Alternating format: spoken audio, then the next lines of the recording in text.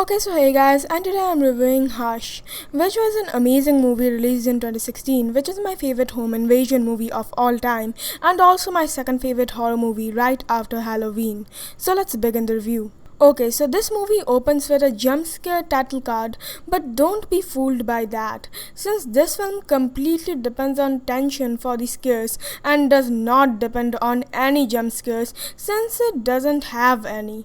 The opening also has an amazing shot where we get to see Maddie, the main character's point of view, and this shot very cleverly tells us that she's deaf and cannot hear. I really like this film for stuff like this. It is just so creative with its execution and I love it. We also get introduced to Maddie's friend who is so nice for a friend that she learns and tries to get better at sign language than she already is just for Maddie. This really makes you feel bad for her when she gets murdered. While Maddie is talking to her friend, some annoying emergency light thingy goes off, and I really like how they make it this annoying since they are making us experience the annoyance that the stupid light causes beforehand so that we are familiar with the experience the killer is having near the end of this movie. Okay, so night comes over and Maddie is peacefully doing some work with her laptop, and that is exactly when we see Sarah screaming to Maddie for letting her in the house. But unfortunately, Maddie can't hear and Sarah gets brutally murdered by the killer.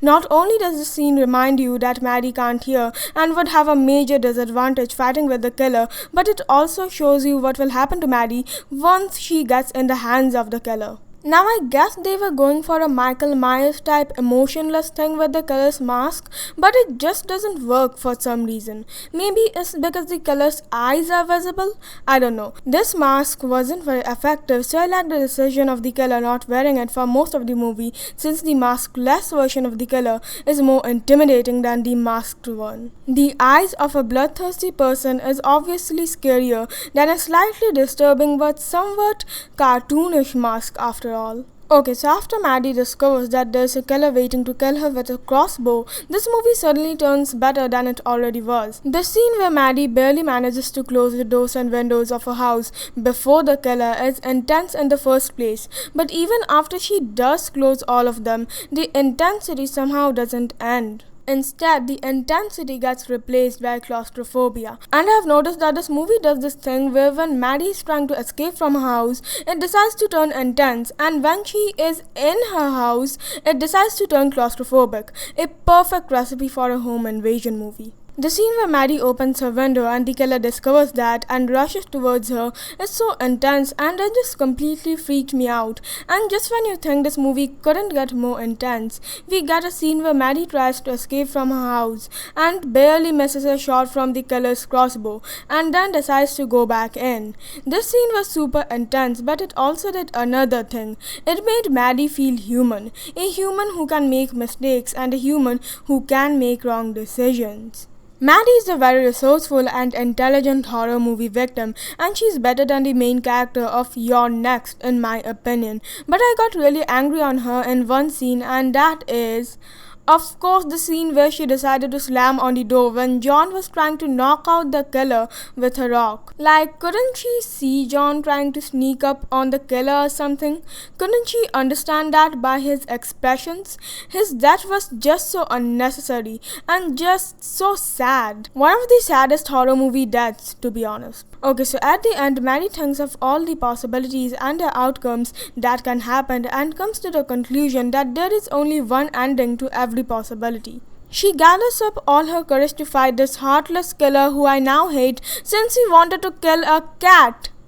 Yeah, a cat! I absolutely hated this killer for wanting to do such an horrible, heartless and evil thing, and that's why I cheered for Maddie when she crossbowed this stupid killer. Maddie is an absolute superhero at this point because people who save cats from getting killed are of course superheroes. Anyways, she challenges the killer to come in the house and get her, and he does do exactly that in a scene where we have to painfully watch as he gets in the house by breaking the glass behind Maddie while she doesn't even know that the glass is being broken. The killer foolishly tries to do that stupid horror movie thing where the killer tries to play around with the victim, and that's why he gets stabbed by the observant and alert Maddie. I don't know why this killer was trying to play with his victim when she's clearly more intelligent and resourceful than him. When it's something like Pennywise, I can still understand how he gets the overconfidence of playing with his victims, and he has the right to get that overconfidence since he's a godly being. And even after being a godly being,